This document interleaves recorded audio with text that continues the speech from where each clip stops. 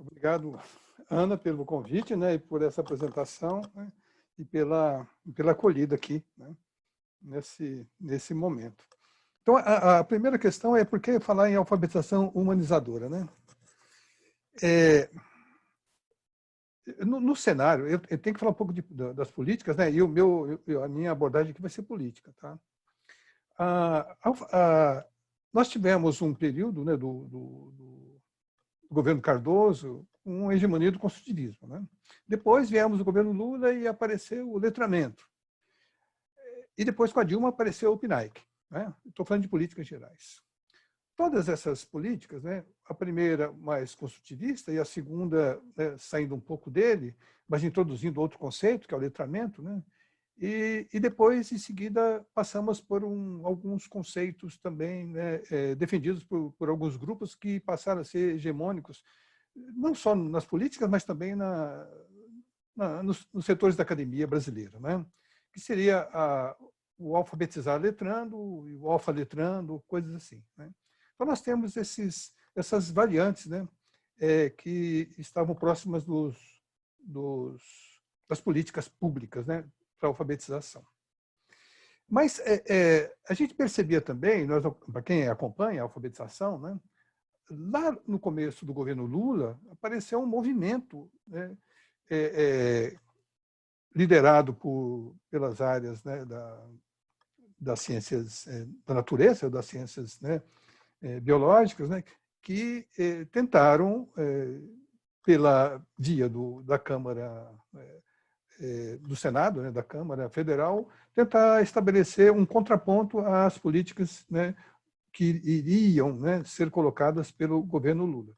Então, esse grupo, né, que estava lá naquele começo, que assessorou a Câmara, que fez o relatório, esse grupo continuou presente e assumiu agora, né? Então, ele sempre esteve batendo as portas e agora ele conseguiu entrar e se sentar na sala principal, né, e ditar as políticas de alfabetização, né, que estão evidenciadas pelo Plano Nacional, né, de alfabetização. Bom, nós estamos aqui numa outra discussão, né? Então, dá para perceber, né? E depois a história vai mostrar isso, né? Que há um grande grupo, né, organizado sob o nome de alfabetização discursiva para tentar estabelecer esse contraponto. A gente aqui também, né, de uma maneira muito pequena, né, estamos trabalhando com esse conceito de alfabetização humanizadora para tentar fazer esse embate. Mas essas, no fundo, são discussões metodológicas, né? Porque o que está pegando muito é consciência fonológica, método fônico, não, essas coisas todas. Tanto é que as perguntas que você me mandou, Ana, né, das meninas, elas praticamente eram direcionadas para isso, né? Mas a metodologia, eu tentei compreender, né, por que elas aparecem e estão em discussão, não agora, mas ao longo desse século passado e pedaço do outro, elas têm uma razão política. Elas são apenas a ponta, né, de embates políticos. E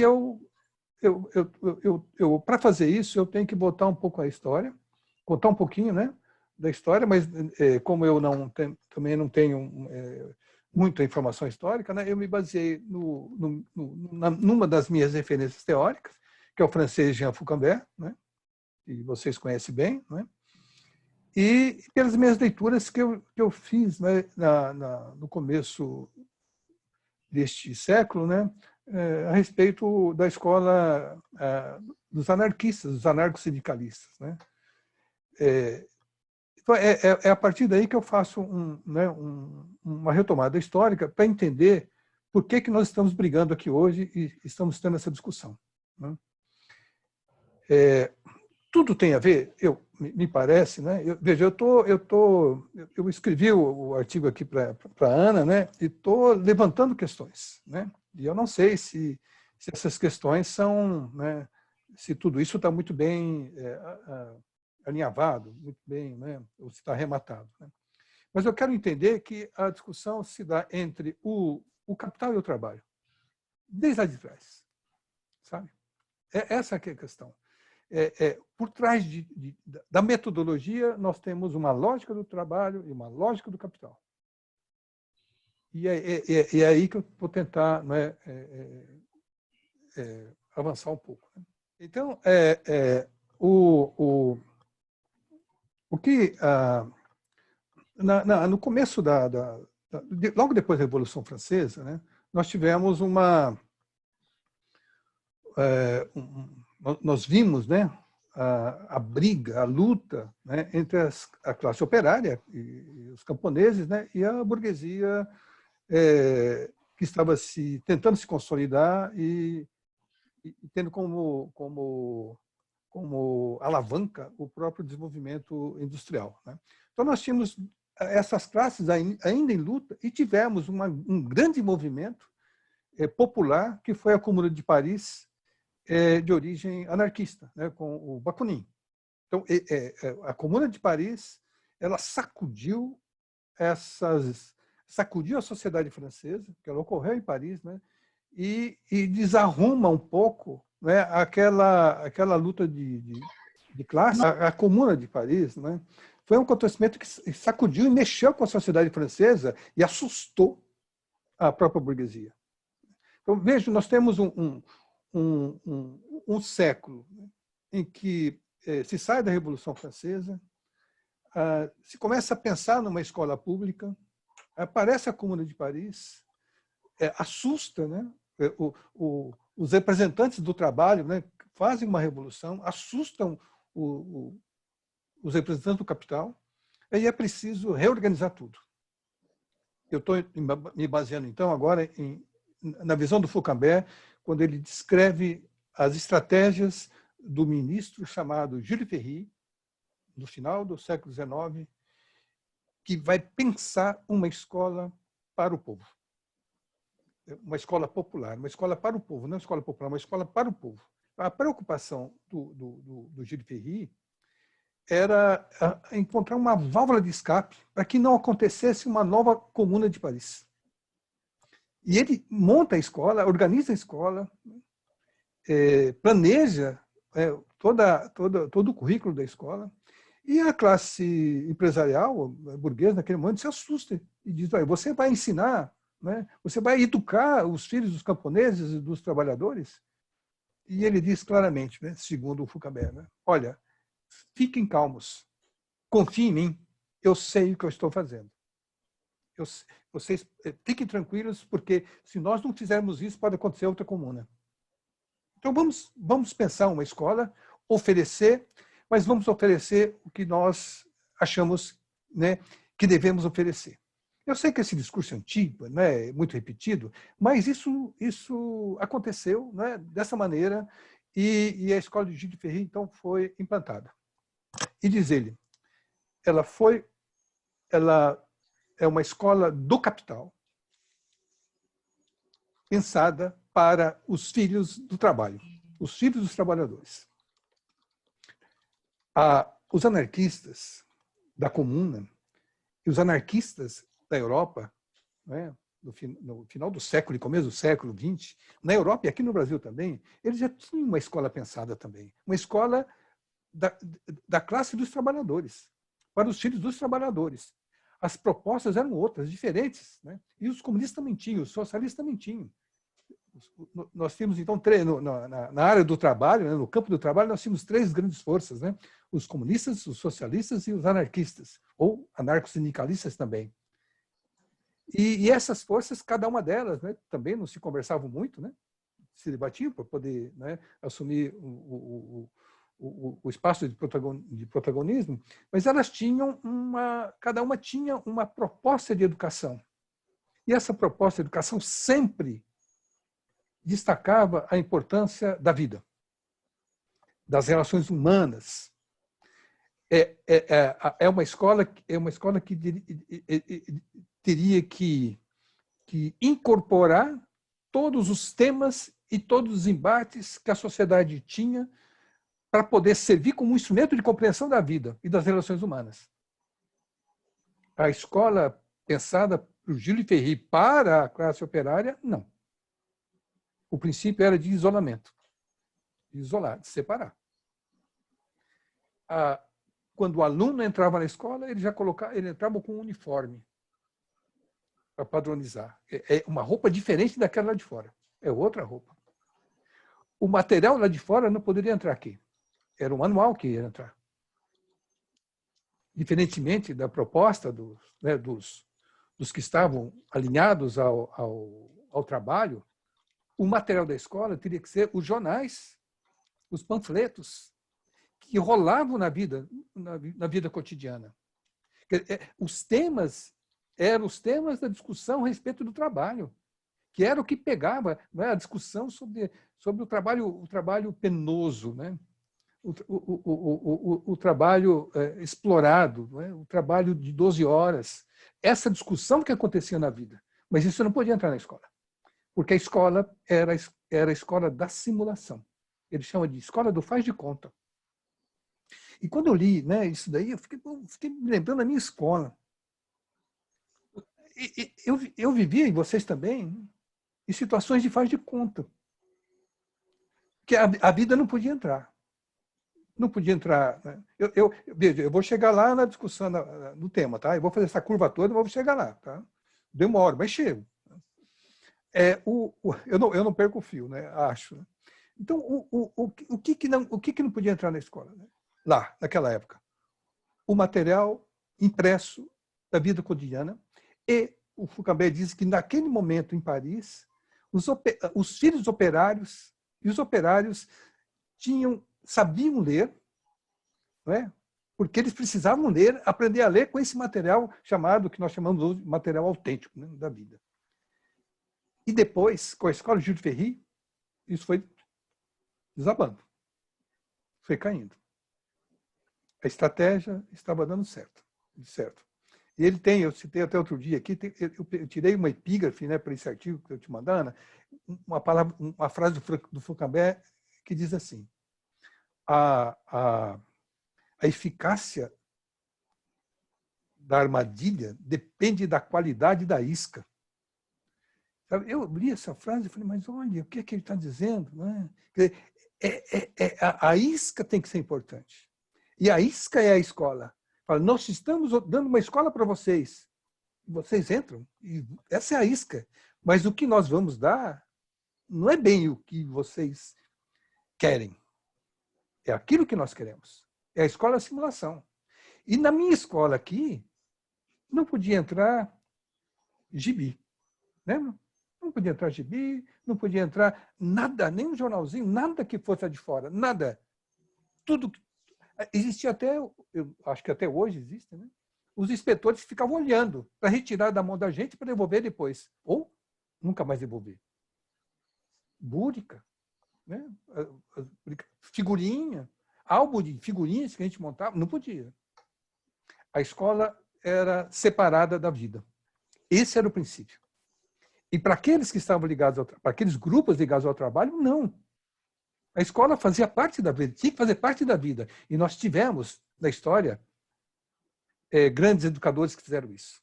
Eu cito um que eu li quando eu estudava o anarquismo, chamado Sébastien Faure, francês, de uma escola de 14 a 18.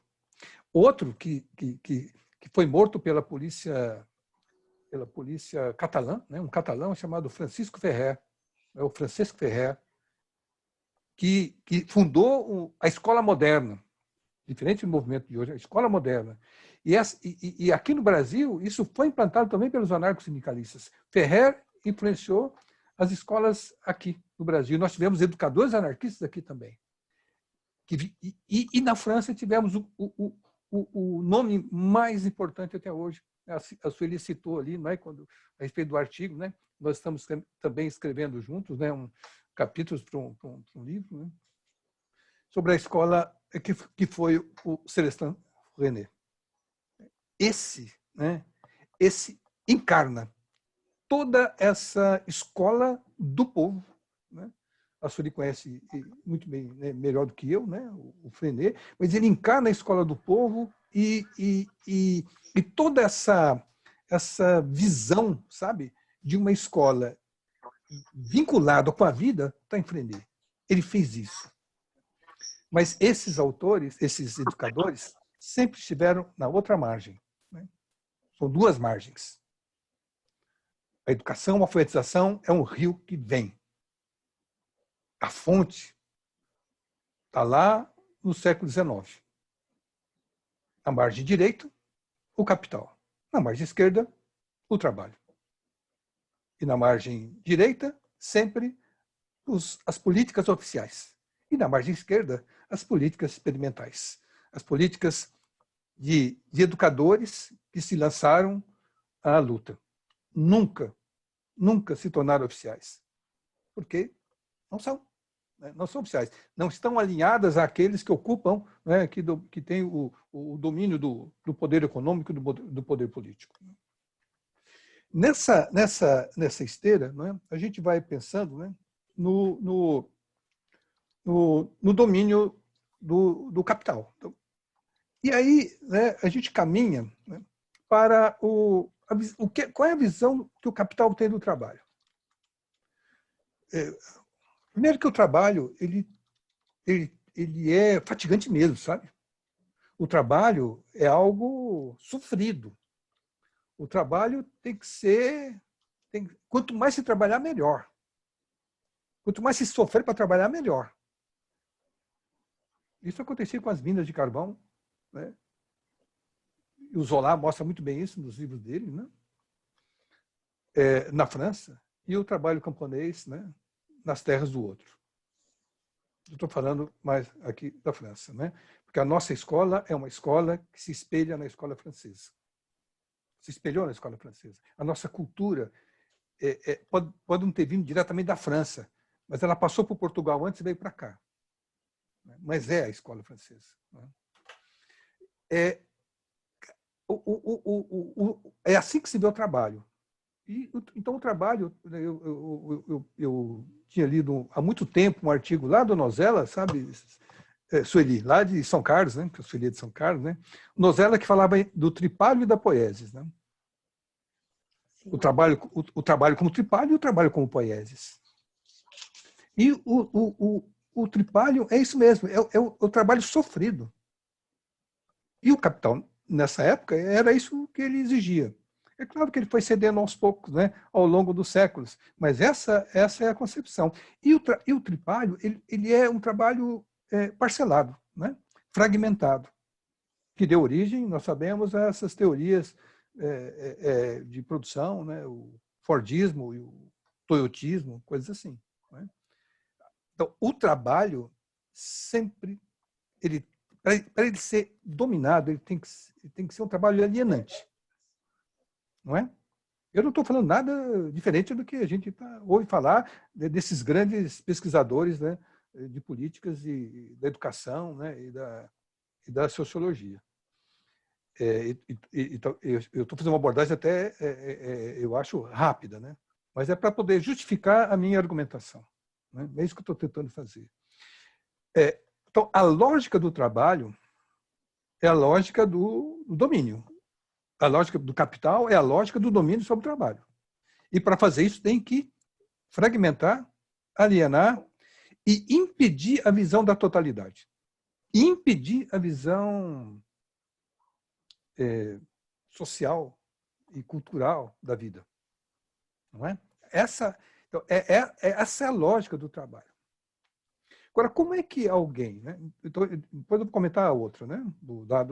A lógica do capital. Né? Depois eu vou comentar do trabalho. Essa é a lógica do capital. Né? Agora, como é que o Gilles Ferry, né, e aqueles que o sustentavam no poder, como é que eles poderiam montar uma escola para o povo, uma escola pública para o povo, fora das lógicas do capital? Nem tinham a intenção e nem sabiam, porque não viviam, sabe? Não viviam o trabalho. Então, não sabiam, não faziam porque não tinham intenção também e não viviam. Então, essa escola nunca poderia ser uma escola do povo, né?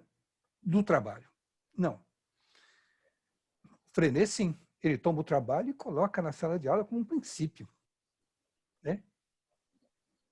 Aí está a grande diferença. Mas o trabalho como poieses, não como tripalho. Ora, o capital faz o quê, então? Né? No começo, você já deve ter, né, participado de palestras, de conferências, né, de pessoas mais especializadas, né, que falam dessa briga entre métodos, não é? Entre métodos de alfabetização, aqui e ali. Bom, isso não acaba. E por que não acaba? Porque a luta entre trabalho e capital permanece. E o capital, além de organizar essa escola, né, como tal, organiza e pensa também uma metodologia. Se é uma organização que aliena, se o trabalho aliena, a metodologia também tem que ser alienante de alfabetização. Ela tem que trabalhar com os fragmentos.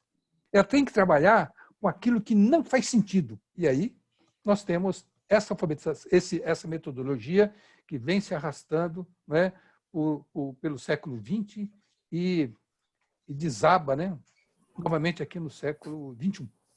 Então, aí, o que é que a gente vai ter, então? Não é? Uma metodologia que desloca, né,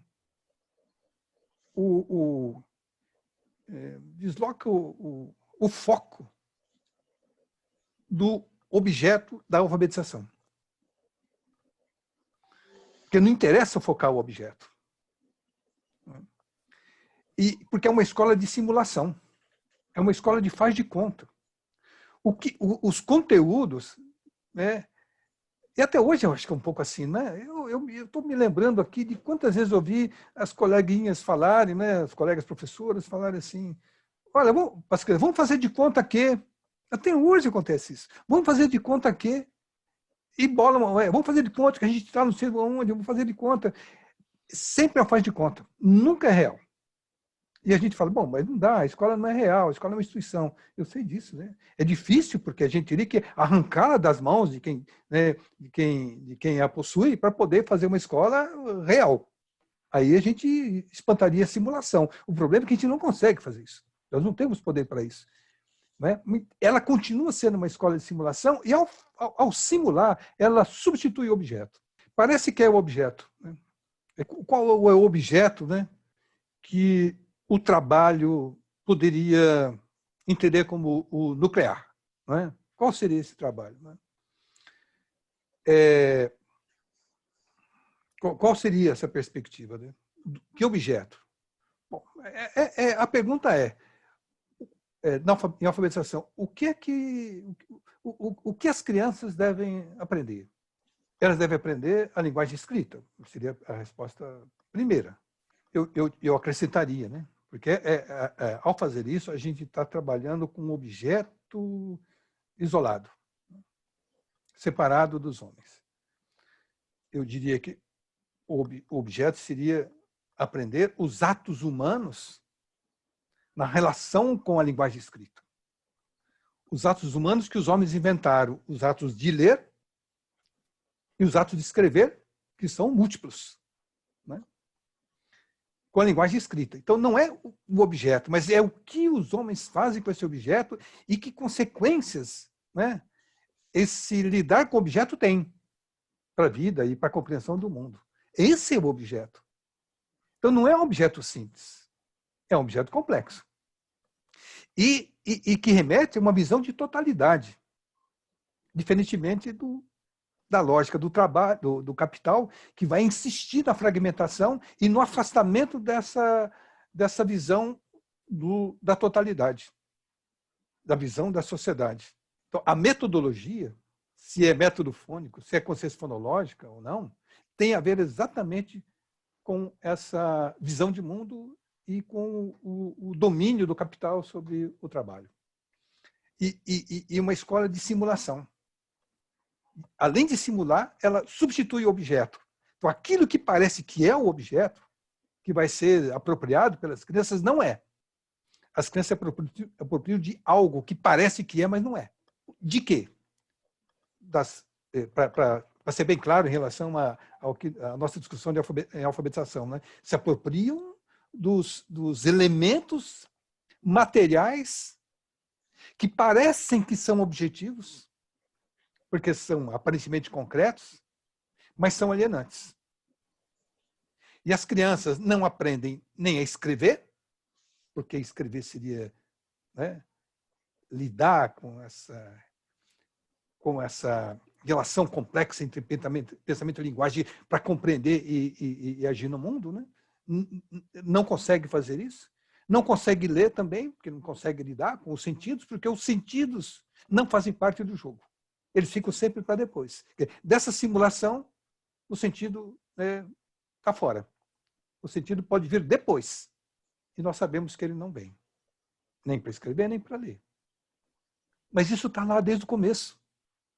Foi escolhido desde o começo para que isso acontecesse. Não é? O domínio se faz pelo mascaramento, pela armadilha na apresentação do objeto. E a gente cai. Todo mundo cai. Eu fico toda hora pensando, será que eu estou pensando bem? Será que eu estou não caindo na armadilha? A gente cai. Né? Então eu fico pensando, bom, se eu ficar a pensar que a linguagem escrita só, eu estou caindo numa armadilha, porque aí eu estou com a visão positivista de um objeto, que eu estou ensinando um objeto isolado, apartado das relações humanas. E não posso. Eu tenho que ensinar o quê?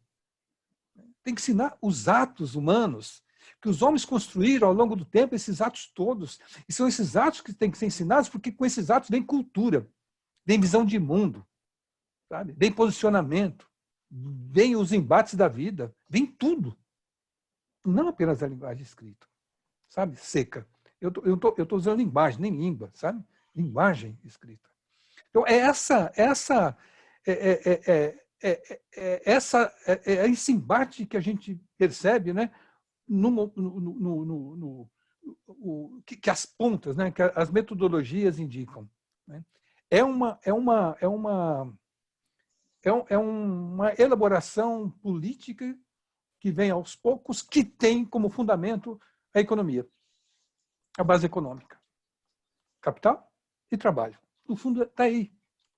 Sabe? Então, seria ingênuo a gente achar que é uma discussão apenas metodológica. Essa é a ponta. Não vou usar a expressão ponto de iceberg, porque é muito, né, muito manjado, mas é a ponta. Né? Aquilo que está ali, né, essa discussão metodológica, tem raízes históricas, econômicas e políticas. E de visão de mundo. O que o Júlio Ferry fez foi essa escola do faz de conta, não é? Que vem se arrastando. Aí nós chegamos a esses momentos de hoje, né?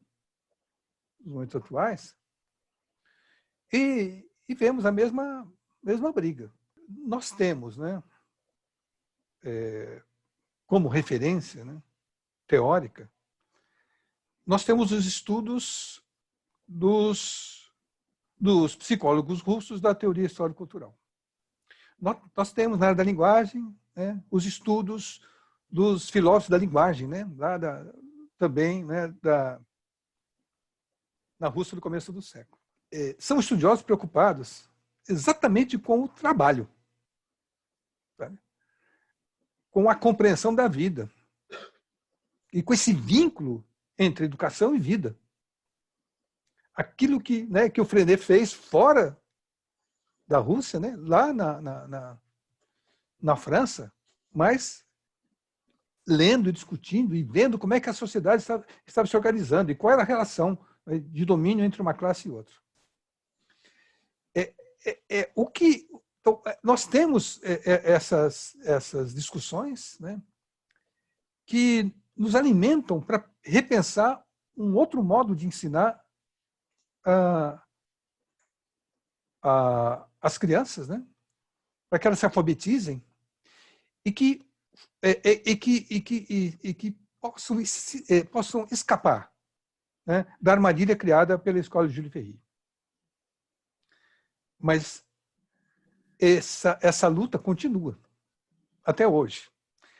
No governo Fernando Henrique, nós tivemos o construtivismo de Ferreiro. Mas nós não podemos colocar o construtivismo de Ferreiro no mesmo barco da lógica do capital. Apesar dos reparos que nós podemos fazer ao construtivismo hoje, né, pontuais aqui e ali, e até uma certa relação com a linguagem oral da correspondência de fragmentos, né, nós podemos fazer alguns reparos em questões minúcias metodológicas, mas, no fundo, Ferreiro e o construtivismo de Ferreiro deu uma balançada nessa escola de alfabetização pensada pelo Júlio Ferry. Tanto fez que foi contra o construtivismo que esse grupo que se instalou agora lutou lá, né, no começo do governo Lula pela Câmara dos Deputados. O mesmo grupo. O mesmo grupo que estava presente lá naquela época nos Estados Unidos e na França. O grupo é o mesmo. Até as pessoas são as mesmas. Sabe? Na França, nós tivemos um período fantástico, né? Para nós, claro, né? Do nosso ponto de vista, né? Quando o Foucault estava no Instituto Nacional de Formação de Professores, né? No governo François Mitterrand, havia uma experiência na formação de professores e na alfabetização. E depois, com a direita, isso foi caindo. E já começou a cair no próprio governo da esquerda com o Lionel Jospin. É engraçado que o Foucault, né, vou agora assim, confessar, né, rapidamente, né, um fato. Quando eu estava lá em Paris, em 2014, né, o Eli esteve lá e o Eli promoveu um encontro com o Foucault. Né, e a gente foi lá, e o gravador na mão, e gravamos. E a gente está finalizando isso para colocar, para publicar. Né? Eu e o Adriano estamos fazendo esse trabalho todo.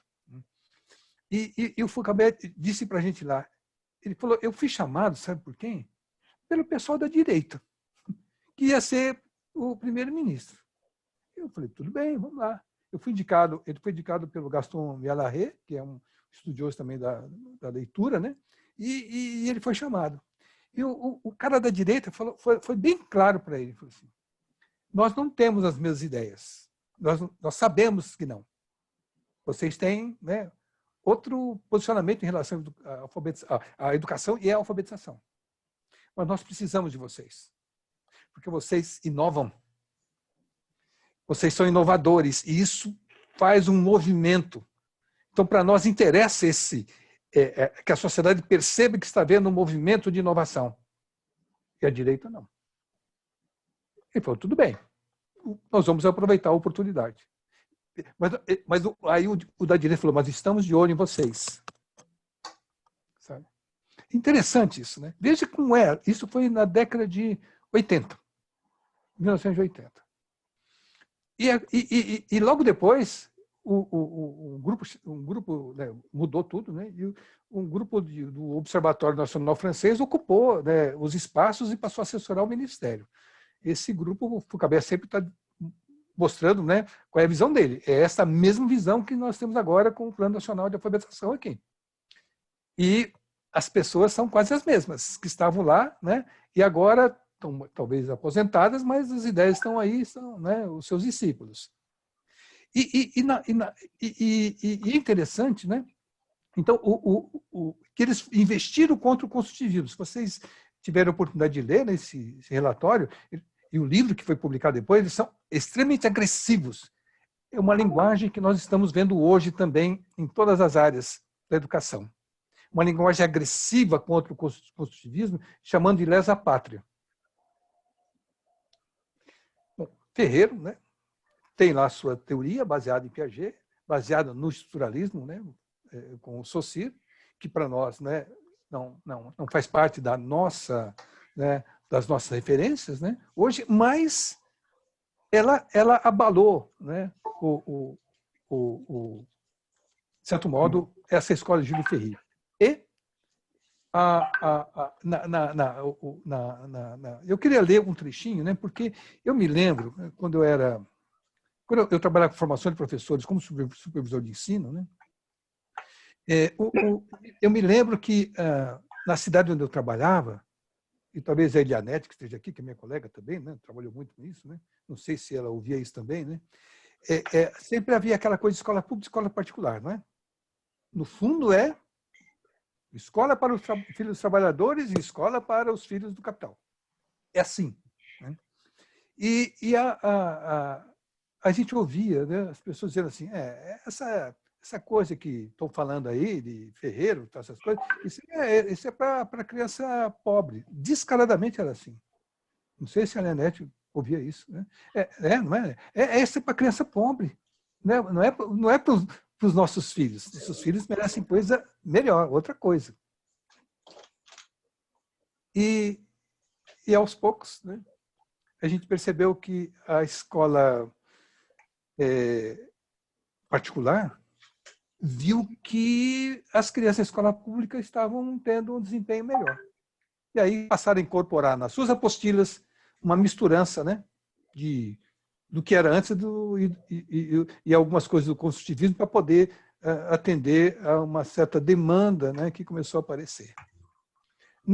Nos Estados Unidos, né, havia um embate na década de 90, né, e vocês também já ouviram falar, né, entre as posições do Frank Smith, que é um psicolinguista, né, que nós já estudamos aqui, né, e o Kenneth Goodman também, que é outro, que trabalha com a linguagem integral. Os dois tinham essa visão de mostrar, de alfabetização, né, do ponto de vista da totalidade, e não da fragmentação. Portanto, contra o capital. E o movimento lá aconteceu do mesmo modo que aconteceu aqui, com as mesmas pessoas. Né? Tem uma tal de Mary Adams, lá nos Estados Unidos, que pesquisadora famosa, que alimentou a discussão lá, né, deu subsídios e dados, ela participou do mesmo relatório aqui no Brasil. O outro, José de Moraes, português, que trabalhava na Bélgica, que trabalhou no Observatório Nacional Francês, era o mesmo, né, tem livros aqui publicados no Brasil, era o mesmo que fez parte da comissão aqui. Bom, são redes, né? Nós também temos as nossas redes, né, internacionais. Todo mundo tem as suas redes. Mas para a gente entender que não é algo forjado aqui, pensado aqui. Faz parte de uma grande rede, sempre ligada ao capital. Eu queria ler, eu separei aqui para vocês, ler um trechinho curto, né? Ver se eu localizo aqui, né? Um trechinho curto de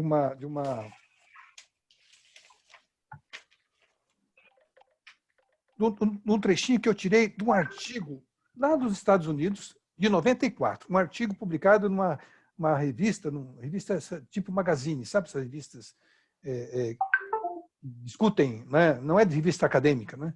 Mas esse artigo do cara, né, do jornalista, ele, de certo modo, espelhava o que estava acontecendo naquele momento lá, né? Essa disputa, né? E ele dizia aqui, é só para dizer como é que eles pensavam em relação ao capital e ao trabalho. O articulista está escrevendo assim: a compreensão das correspondências entre letras e sons, isso é de 94, é indispensável para a leitura especializada. Frank Smith argumentou, aí vem Frank Smith dizendo, para o leitor fluente, o princípio alfabético é completamente irrelevante. Crítica do Smith. Aí vem uma grande pesquisadora de lá também, né, que assessorou o Congresso. O processo era o mesmo, é assessorar o Congresso, sabe? Para poder ter uma entrada pelo parlamento. É Jeanne Shaw, o nome dela, de Harvard. E outros pesquisadores demonstraram que dois poderosos preditores de sucesso futuro na leitura são o conhecimento do alfabeto e a consciência dos sons do discurso que compõe as palavras. Veja, é velho isso aí, né? As mesmas habilidades, aí vem o que eu queria destacar, que geralmente faltam aos alunos desfavorecidos quando eles entram na primeira série.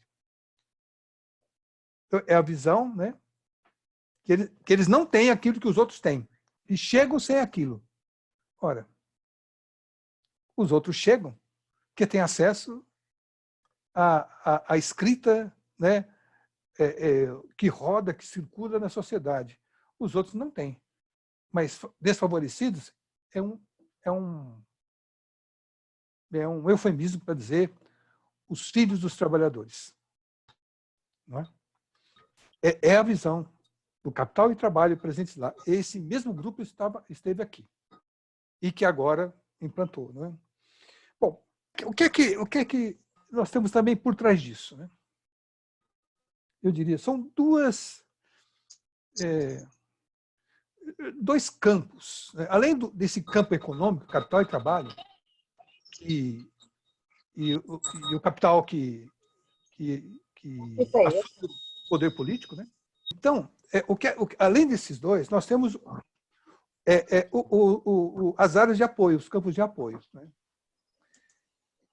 E que campos são esses? É o campo da ciência. E nós estamos vendo esse debate hoje, aqui com o Covid e tal, o pessoal fala em ciência para cá, ciência para lá, não é sempre ciência, como se a ciência fosse única. Então, nós temos dois campos. O capital se apoia nas ciências da natureza e elege, eu não vou falar em positivismo né, nem nada, eu estou pensando nas ciências da natureza, as ciências que se baseiam, né, nas pesquisas neurológicas, né, da psicologia cognitiva, da fonoaudiologia, né, da fisiologia das zonas cerebrais, como é que os sons caminham lá dentro, por isso tudo. Então, nós temos o capital elege essa ciência e a destaca e desqualifica uma outra ciência. Né? Estou falando duas aqui, só para a gente poder situar. As ciências humanas. E vocês se lembram daquele senhor que foi ministro, né, da educação, que se mudou daqui, que dizia, né, para que filosofia, para que essa porcaria, para que essas coisas todas? Né? Vamos colocar dinheiro onde? Nas pesquisas da ciência. E a ciência é essa área da ciência da natureza.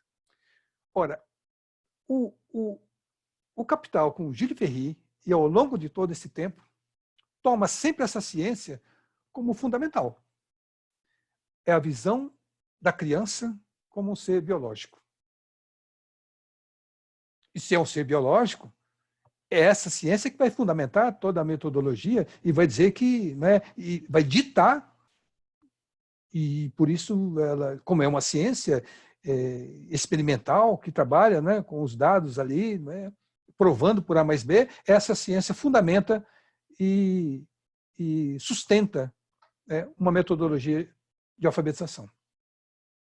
Então, vai trabalhar, essa ciência vai dizer como é que os sons são produzidos, que caminho eles percorrem, mesmo sendo da linguística. A linguística, aqui no MEC, não está nas ciências humanas. Ela está à parte.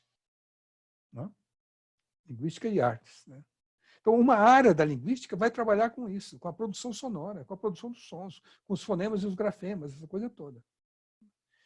É a base para a escolha e para a descrição de uma metodologia, tem essas pesquisas das ciências naturais.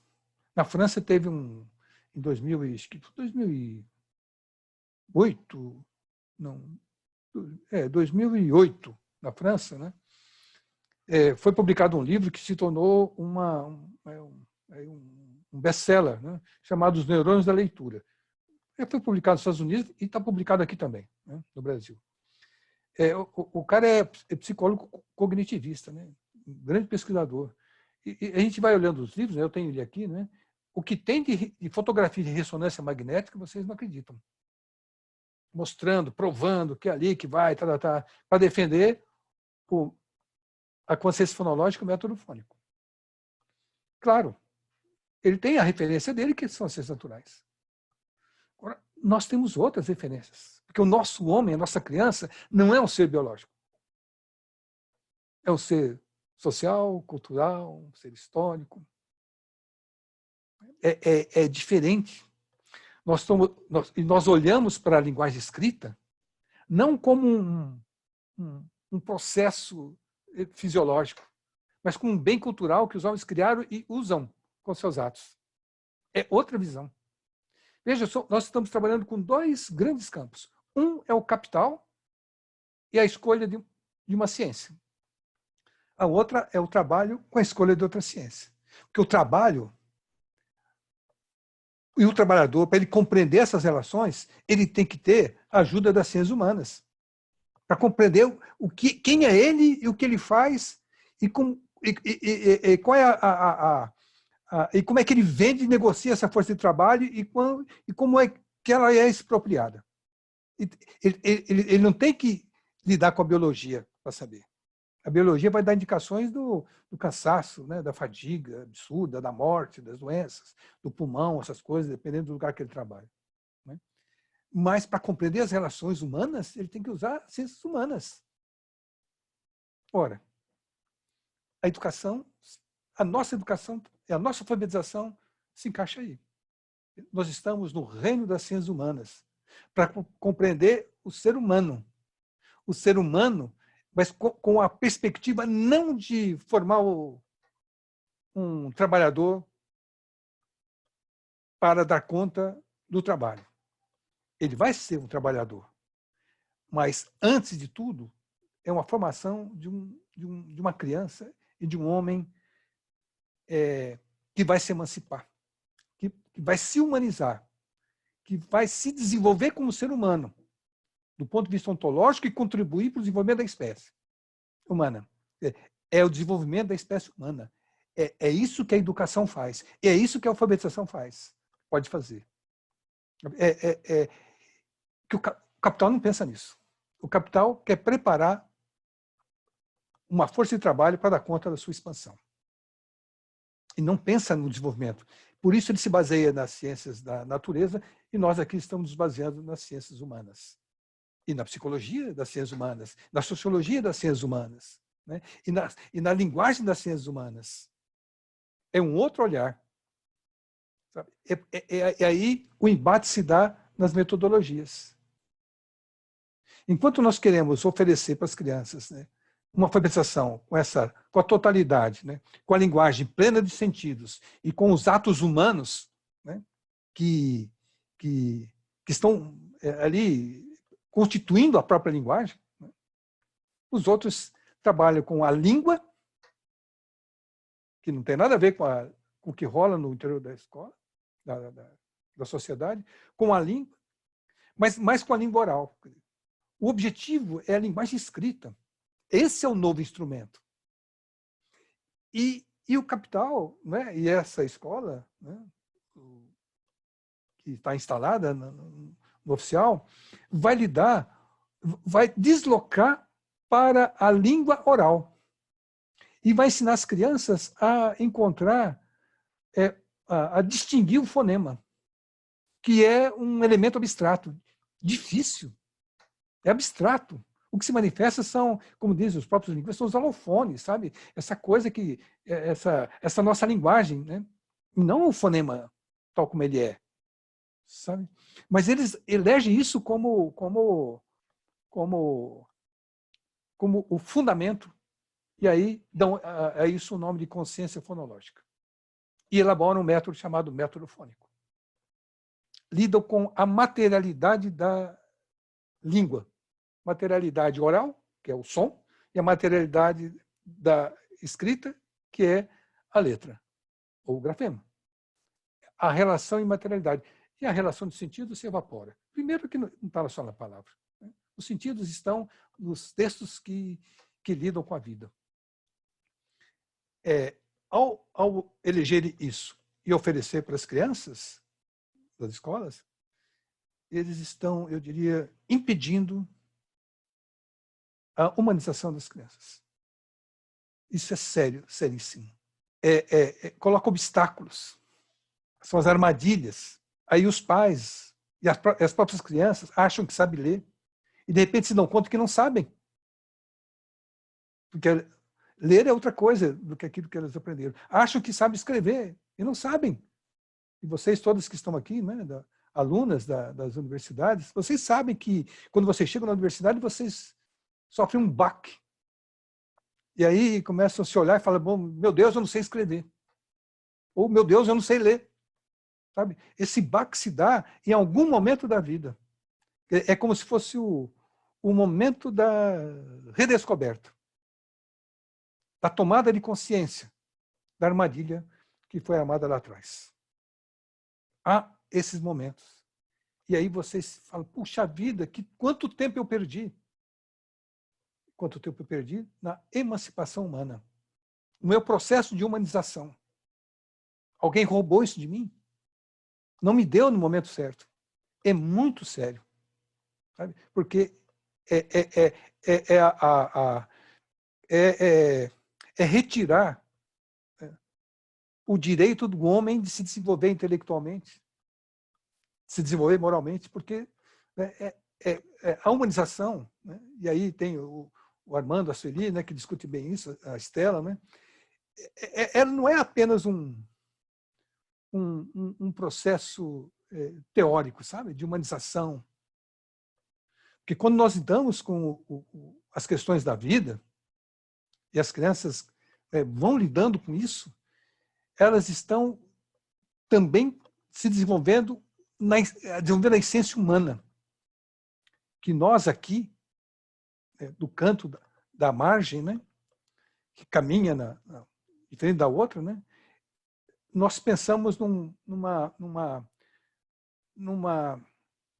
numa visão solidária da vida. Sabe? Nós somos solidários. Nós não temos essa preocupação, né, da expoliação. Porque você sabe, o trabalho, o capital, ele não tem muitos escrúpulos. Eu estava comentando isso com o pessoal outro dia. Porque toda vez que eu entro em contato com uma empresa de telefonia, uma empresa de internet, né, uma empresa de seguro-saúde, eu citei essas e essas que estão mais presentes na nossa vida, a gente percebe que a gente está sendo, parece que, enganado. Não é? Parece não. Veja a lógica qual é. E essa lógica desaba na escola e desaba nas metodologias de alfabetização. E para lidar, então, com essa... Né, nós estamos fazendo um contraponto, né, uma alfabetização humanizadora e que também é uma alfabetização discursiva. A nossa distinção é apenas na palavra discurso, né, que a gente está tentando, né, ajustar. Mas esses dois grandes grupos estão numa outra margem e que tem como referências e que deve ter como referência esses educadores que ficaram lá atrás e que fizeram muito sozinhos e lutaram contra a escola do capital, como é o caso do Frenet e dos anarcossindicalistas que eu citei aqui. Porque ali existe uma humanização em que a criança desenvolve esse sentimento e essa moral de solidariedade e de contribuição para que o outro também se desenvolva. Sem a competição, que é própria do capital. A competição aqui não tem. Sabe? Não é preciso ter competição aqui. É esse processo, né, que a gente talvez sonhe, né? Sonhe, mas se não tivesse sonhadores, como é que a humanidade pode caminhar? Como é que a gente pode, né, fazer frente a essa avalanche e o domínio dos preceitos, dos princípios do capital? E aí eu também trouxe um conceito, né, que talvez, né, a gente, até no grupo lá da Cecília a gente estava discutindo um pouco sobre isso, né, uns reparos, talvez, em relação ao conceito de consciência gráfica, que foi elaborado pelo Foucault. Mas o Foucault ele não está no mesmo universo que nós estamos. Ele lê um pouco do Vygotsky, cita Vygotsky, né, em 98, naquele livro dele. E ele não cita o Voloshinov e tal, porque né, o Bakhtin, ele não leu esse pessoal. Né? Tanto ele quanto o Bajar, né, que são duas referências aqui, né, eles trabalham dentro do universo da linguística sociriana, do signo linguístico, e não do signo ideológico, como o Voloshinov. Eles trabalham desse universo. Então, a gente tem que olhar o que eles fazem ali dentro, porque eles estão criticando de dentro.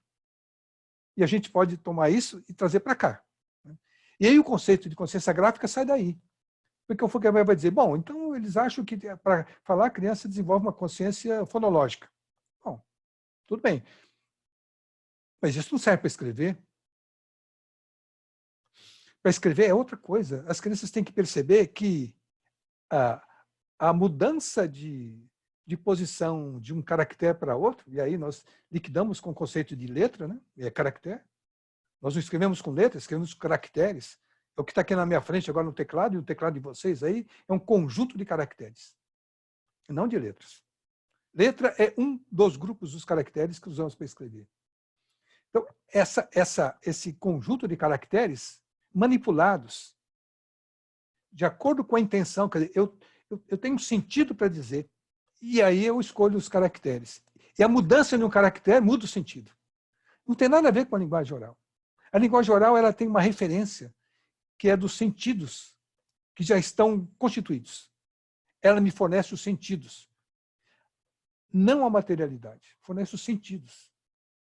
Porque é lidar com o gráfico é que nós vamos lidar com a palavra. Por isso ele coloca a consciência gráfica como, e a gente está usando agora, como contraponto à consciência fonológica. Pode ser que não precisasse usar isso, sabe? A gente está usando nesse momento para fazer o contraponto. E os sentidos, né? A linguagem oral, né? Ela fornece os sentidos porque a linguagem escrita e a linguagem oral, elas não se encontram na materialidade. Não é, a proximidade não está aqui, a proximidade tem nos sentidos. Elas trocam sentidos e materialidades diferentes. Isso tudo nos leva novamente em direção ao foco no objeto principal, sabe? Mas sem desprezar a ação humana, os atos humanos com esses objetos. Eu queria chegar aqui, né, no que está acontecendo. Nós fomos surpreendidos, né, com a apropriação das cores da bandeira. Não é? Com a bandeira, com o hino nacional. De repente, alguém tomou posse deles e disse que isso pertence a eles. Como se nos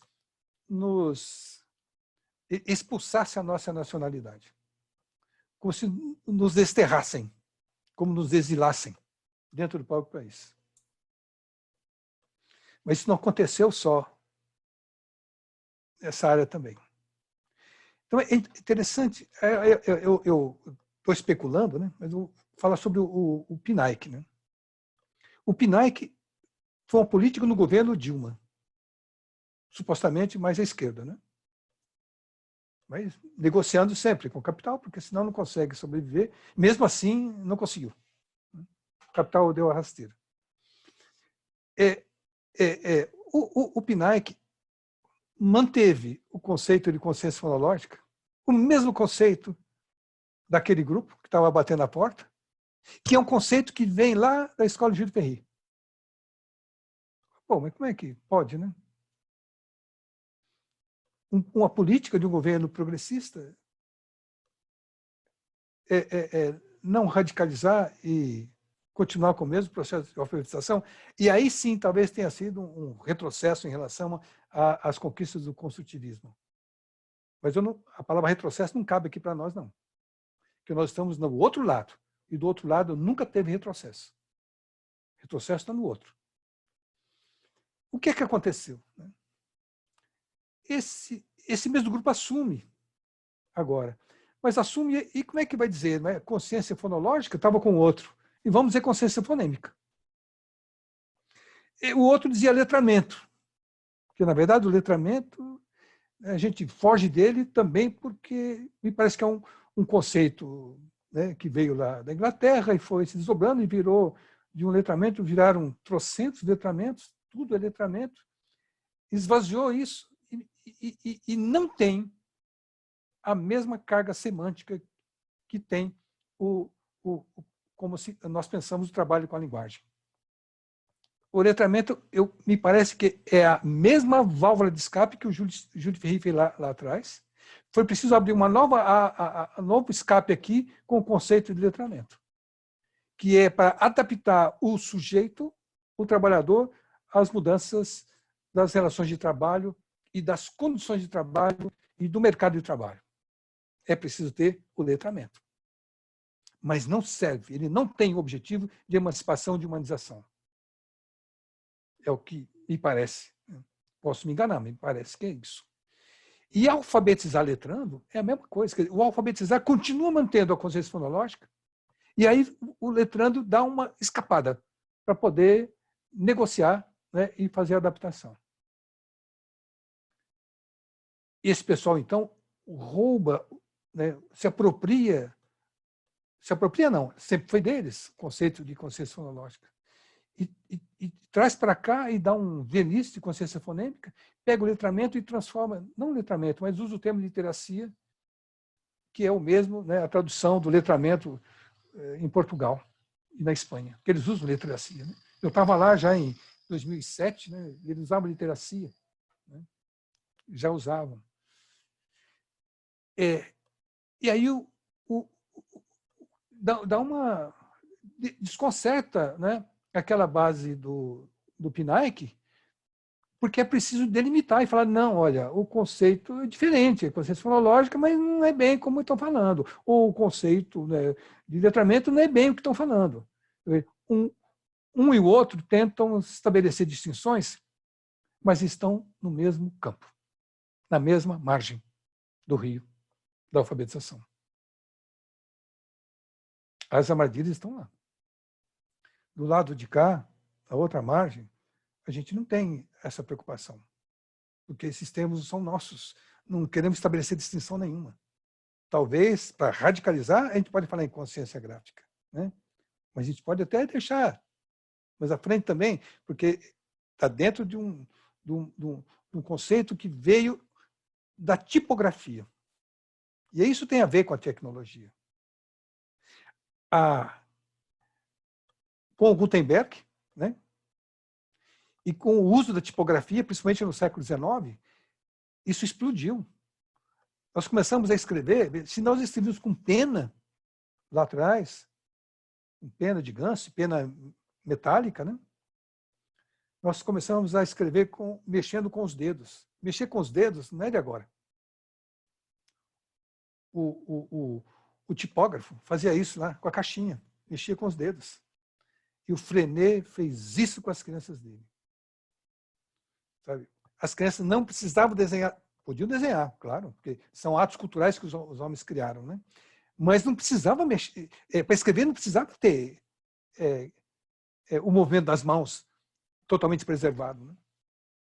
Podia manipular dessa maneira, podia manipular com os dedos, montar, né, o jornal, na tipografia da escola, montar as palavras, os textos que falavam da vida. O uso dos dedos já veio com a tipografia, com o tipógrafo, e explodiu com os celulares e com os computadores. As letras estão dadas. Desenhar a letra é uma opção. A tipografia revoluciona e dá um novo impulso a isso que nós estamos chamando de consciência gráfica. Remete a criança e a gente diretamente para a linguagem escrita e para os atos. Quando a criança pega o celular, ela está fazendo isso.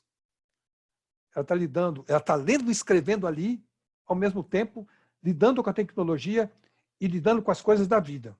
Podemos até colocar, não é? Isso é limitante. Pode-se discutir isso também, né? Mas não podemos negar que é a consciência da tipografia e a linguagem escrita que está ocupando o lugar dela e deslocando a linguagem oral para o seu papel. E não como aquela que tem que ditar os fragmentos que têm que ser colocados aqui na correspondência. É o que nós temos hoje aqui. Nós estamos no outro campo. E nós temos essa conferência, essa conversa aqui, né, não estaria acontecendo se fossem outros os tempos. Não estaria. Então, nós estamos discutindo outras coisas.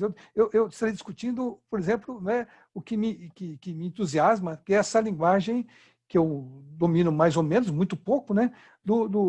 E todas as possibilidades que o celular, não o celular, os aplicativos dão para se construir a escrita com todos os gêneros, sabe? Com tudo isso que está rolando por aí. E as coisas da vida. Não é? Mas nós temos que discutir, né? Isso, mas discutir isso aqui também, o contraponto.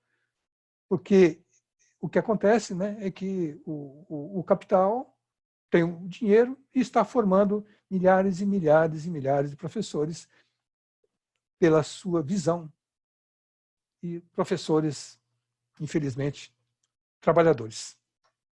Os trabalhadores estão a serviço do capital. E vão por aí. Eu queria, para fechar, né, só... Então, o nosso campo é das ciências humanas. É isso. Né? Mas eu queria fechar com uma conclusão do artigo que eu escrevi para a Ana, né? E mais alguma coisinha aqui. Né? Isso é o que a gente pensa como alfabetização humanizadora. Né? Essa que se alinha ao trabalho como poieses, que humaniza, que emancipa, que desenvolve os homens em sua vida aqui na Terra, numa visão ontológica, né? uma visão da vida e uma visão da espécie. Né? Eu queria fechar, né, com isso aqui, com os trechinhos aqui. Uma alfabetização humanizadora não descuida do singular, não descuida da unidade, mas é a unidade gráfica que compõe a palavra no enunciado. Nós usamos a palavra enunciado, né? Conselho enunciado. E a unidade do enunciado escrito não é a sonora, não é. Né? Nós lidamos com as unidades de sentido, prioritariamente. E essas unidades de sentido são imateriais. E, por serem imateriais, elas são desprezadas pela metodologia do capital. E elas não têm fronteiras definidas. São esses sentidos, eu diria, que desabrocham esse potencial transformador de uma linguagem escrita e desempenham uma função humanizadora no desenvolvimento da essência humana. Eu estou repetindo aqui o que eu disse lá atrás. A humanização não é uma abstração resultante do domínio da escrita, mas da natureza dos sentidos constitutivos dos enunciados dessa linguagem da vida. A humanização, então, não tem o traço da neutralidade. Porque ela caminha para a cooperação, para a solidariedade, para os valores da vida e para a partilha da produção dos bens materiais e imateriais. É esse o ponto de chegada, né, de uma humanização em que os sentidos da linguagem escrita exercem o seu papel formador do homem e transformador da sociedade. O ensino de partículas sonoras, para que as crianças tomem consciência delas, né, como fundamentos da aprendizagem da escrita, reproduz a lógica da divisão social do trabalho e do esvaziamento dos sentidos da vida. Porque a vida não tem sentido. O trabalhador alienado na esteira da fabricação ou no cumprimento das tarefas, sem a plena visão do ponto de chegada e da criação da totalidade do produto e que participa, equipara-se à criança submetida às instruções da escola, do professor. Uma criança que deve memorizar ou tomar consciência dos sons isolados da linguagem oral, ou mesmo de uma sequência, né, como elementos materiais de um produto esvaziado de sentido. E que ainda mais não é um objeto de aprendizagem, mas substituto do objeto real, que é a linguagem escrita e os atos humanos. O homem no trabalho como tripalium, sofrido e alienado, aguarda o tempo livre para criar poieses. Para do trabalho se livrar, né? Ele quer. Logo o trabalho que é a atividade nuclear do homem. Então, a criança trabalhadora na escola, submetida ao trabalho de memorizar e distinguir partículas sonoras, ele sonha também, essa criança, em se livrar desse tipo de trabalho, para aprender a lidar com o sentido da linguagem escrita, pelos enunciados e gêneros. A gente percebe claramente isso. Quem vive uma lógica como do capital não consegue pensar e elaborar algo fora dela. por essa razão, há rupturas entre a alfabetização pensada pelos trabalhadores, que é uma escola do povo, e uma outra planejada pelos que controlam o trabalho, que é a escola para o povo. De um lado, metodologias com apoio nas ciências humanas, nas sociais, na educação, né, para a apropriação de uma visão plural e de totalidade. E de outro, uma visão estreita, que se projeta, que se diz neutra, que se nomeia científica, baseada na ciência da natureza, que seria a ciência. O científico, biológico, né, se bate contra o chamado não científico das ciências humanas. Mas no centro de uma tem um homem biológico e no centro da outra tem um homem profundamente humano. A lógica do capital ensina o princípio alfabético, criado pelos gregos há mais de 1000 anos, 2000 anos, 2500, 2600 anos, em uma das etapas da evolução dessa escrita que nós sabemos ocidental. Lá que ela se tornou alfabética, num determinado momento.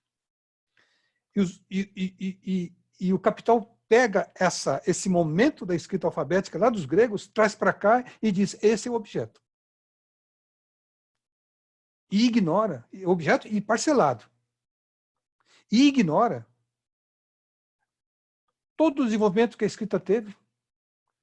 Porque os homens são homens, não seres biológicos, são homens culturais, que modificaram essa linguagem ao longo do tempo. Porque se ela chegou alfabética lá, ela não parou, porque ela chegou alfabética e parou. Como? De repente, algo para, mas se os homens usam esse objeto, os homens modificam esse objeto. E ela continua sendo modificada ao longo do tempo, e nesses tempos agora, muito mais ainda, ela perdeu essa hegemonia, né, da sua natureza alfabética. Ela tem um caráter que alguns antropólogos chamam de pansemiótico, de vários signos, né, na construção, visual, e ela se torna, então, um outro objeto diferente. E a metodologia empregada pela lógica do capital, que é o método fônico, congelou aquela língua alfabética. Portanto, esse método só pode dar conta de uma língua congelada em um determinado tempo lá de trás. Ela não tem instrumentos como as ciências humanas, como nós queremos ter, para acompanhar a evolução da linguagem escrita promovida pelos homens, para elaborar, né, não uma metodologia fixa, mas procedimentos, né, de metodologia que vão dando conta dessa mudança que os homens promovem sempre, em todas as épocas. Quem vive mais, né, vive bastante, percebe a mudança. Eu já percebo, né, com meus 71 anos, percebo a diferença da escrita aos anos 50, dos anos 60, dos anos 70, eu diria dos anos 90. Porque outro dia, né, eu comprei uma geladeira e a Magalu da Magazine Luiza mandou, né, fica mandando mensagem, olha, vai chegar, daqui a pouco vai chegar. E é uma linguagem híbrida. Signos verbais e signos não verbais misturados, embolados, como carta enigmática. Sabe? Ali. Bom, como é que alguém vai ensinar pelo método fônico, congelado, numa escrita congelada, numa fase congelada, isso que está rolando aqui no celular? É virar as costas para a vida novamente. E tratar as crianças como seres biológicos. Eu espero continuar a caminhar por essa margem. Do lado de cá, à esquerda, que vem lá de Júlio Ferry. Né? E tentar seguir os passos, né, desses grandes educadores que deixaram pistas para a gente. À margem. Portanto, marginais em relação aquela margem considerada a margem. São mais do que educadores, eles foram militantes. São reconhecidos como militantes. Está o Freinet aí e está o nosso Paulo Freire aqui. Militantes. Porque é com militância que se faz essa alfabetização humanizadora. Acho que acabei, Ana. Acabei, sim. Tá, obrigado pela atenção.